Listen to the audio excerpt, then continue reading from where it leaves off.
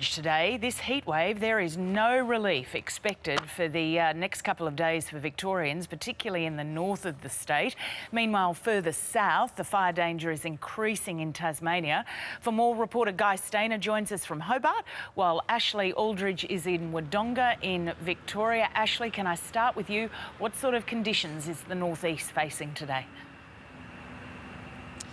We're expecting a very hot and sunny day again here today. We're going for about a top of 44 degrees here in Wodonga. It's already into the mid-20s before 7:30 this morning. I'm not sure if you can see behind me, but there's a heap of people already out getting their exercise in before those temperatures really start to rise. Now, we're not going to feel the real brunt of that heat until about 5 o'clock this evening. So we have a very long day ahead, and the reprieve isn't really going to come until later tonight. But even then, we're going to only stay in about the mid to the high 20s overnight before again we face another incredibly hot day again tomorrow. And are they keeping an eye on those fires burning in the northeast? Yeah, we spoke with the authorities yesterday and they said that they're not too concerned about the fires that have already been burning. We have had some cooler days over the past week, which has really allowed these emergency services to get access into some of the remote parts, especially in the Alpine region that they previously haven't been able to get into. So they've been able to build up the containment lines and really put some measures in place in preparing for this extreme weather that we're about to see again.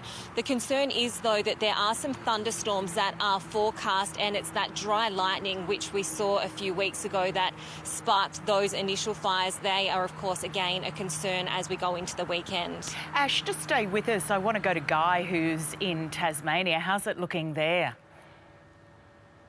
Well, at the moment, Lisa, it's actually incredibly cool here in Hobart, but the winds are picking up, and as those winds shift around to the north, the temperatures are going to start to rise dramatically. We've got an interesting situation in Tasmania where the north wind will actually provide something of an air conditioning effect along the north of the state. So towns along the north coast are actually going to be quite cool today. Stanley, 24 degrees, Burnie, 26, Devonport, 27.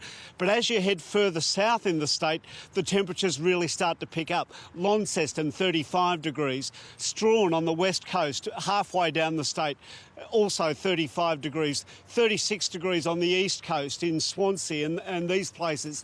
And here in Hobart, it will get to 40 degrees. And on the outskirts of Hobart, in the northern suburb of New Norfolk, also 40 degrees. Now, we had fires in the state yesterday at St Mary's. That's towards the northeast.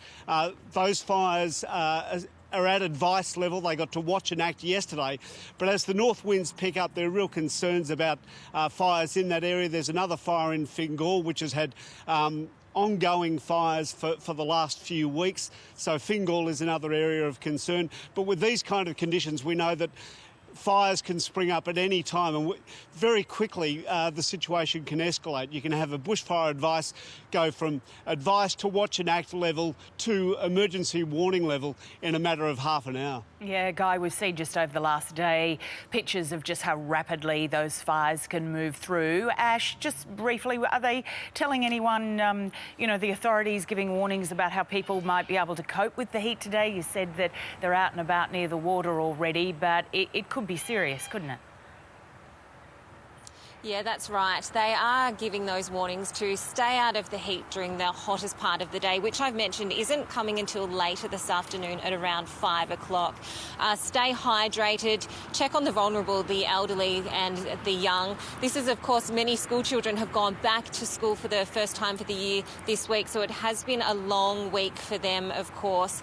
But we do expect that people will start to head out towards the Murray River and the lake to cool off later this afternoon. But authorities are really saying stay indoors and, of course, stay across those emergency warnings. The fires in the northeast are all at advice level, but as Guy mentioned, things, as we've learnt in the past week, can change very rapidly with the fire situation. So they are just urging everybody to stay alert.